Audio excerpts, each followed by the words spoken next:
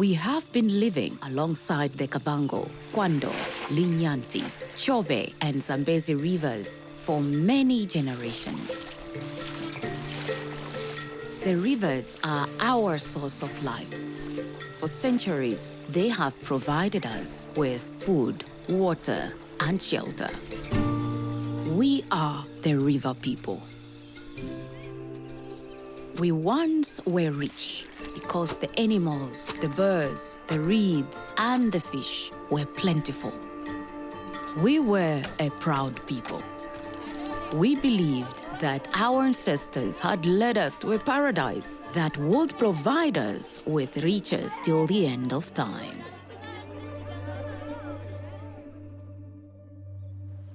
But nothing stays the same. Families grew and the population increased. And then, even more people came. They came from near and far, people searching for greener pastures, people displaced by war and politics, people in need of food, water, and shelter. The river people did not worry. We thought the rivers were so rich, there would be enough for everyone.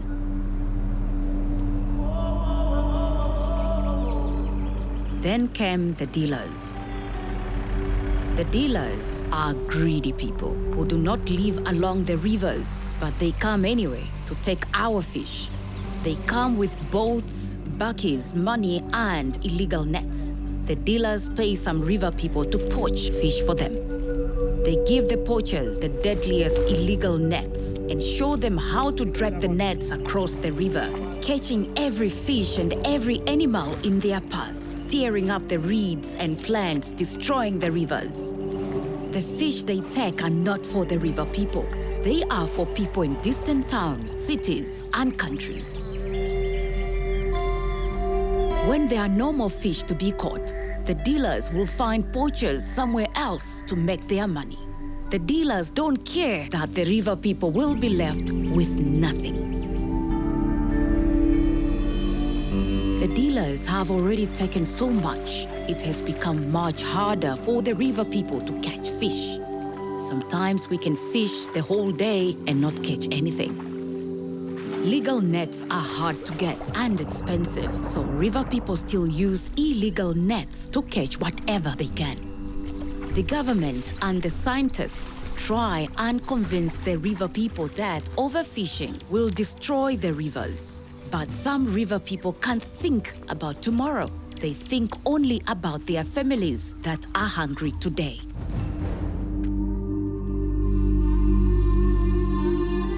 Because of uncontrolled, destructive, and commercial fishing, our source of life, the rivers, are on the brink of collapse. The riches they once provided are vanishing right before our eyes. The climate is changing too. It's getting hotter and more difficult to grow food. The river people need the rivers and their fish more than ever before.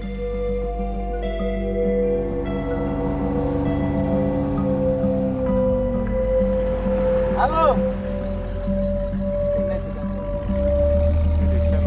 It's a problem. You cannot go faster, closer to them now.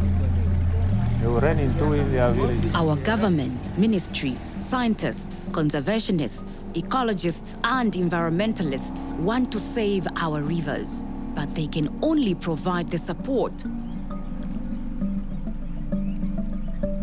As it always was, and as it will be in the end, only the river people can save our rivers.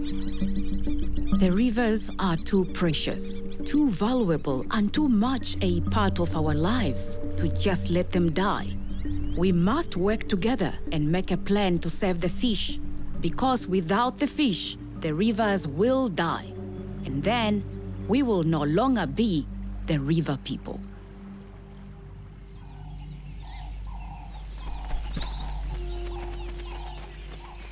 Every bird, mammal, reptile, insect, plant, and fish are essential parts of our ecosystem. National parks were created to protect our wild animals. We created conservancies so that our people could benefit from the wildlife and find sustainable ways of coexisting with nature. Tourists travel from all over the world to visit our reserves and learn about our history and culture. Hunters pay a lot of money to hunt in our reserves. Our fish are wild animals too, just like the elephants, buffaloes, and antelope. They also need a natural, clean, rich, safe environment to thrive. What if we created reserves on our rivers for our fish? What if there were parts of our rivers where fish were free to breed and live, where they were safe from destructive fishing?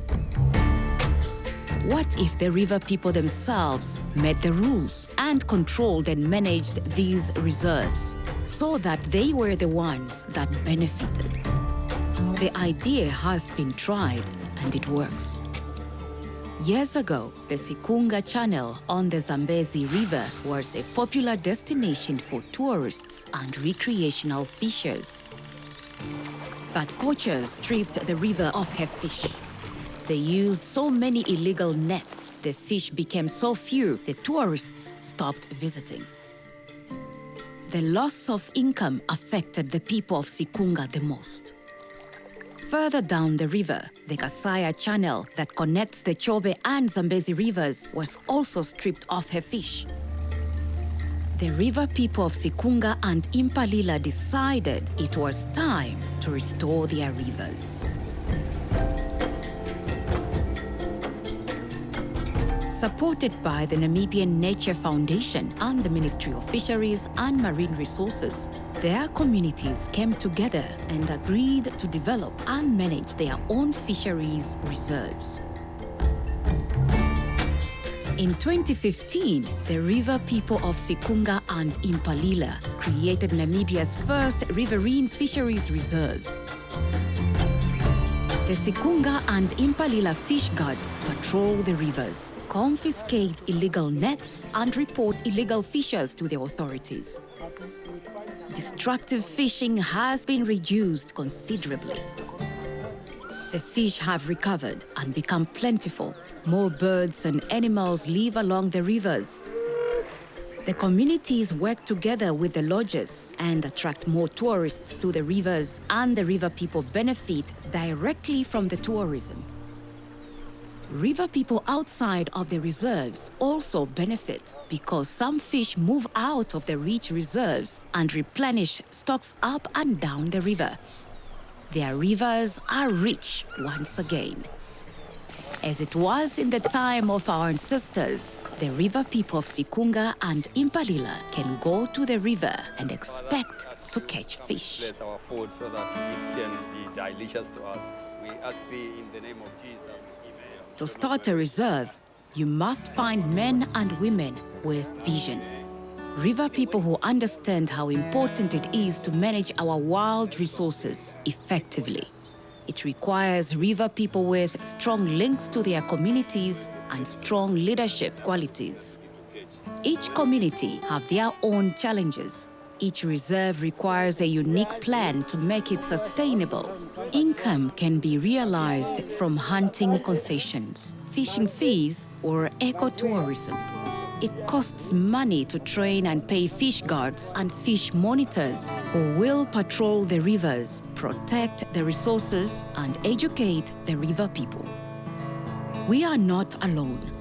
The Namibia Nature Foundation helps communities to develop the plans and manage the processes. The work is complex. It takes time and requires absolute dedication to the conservation of our rivers. It's not an easy task, but it can be done.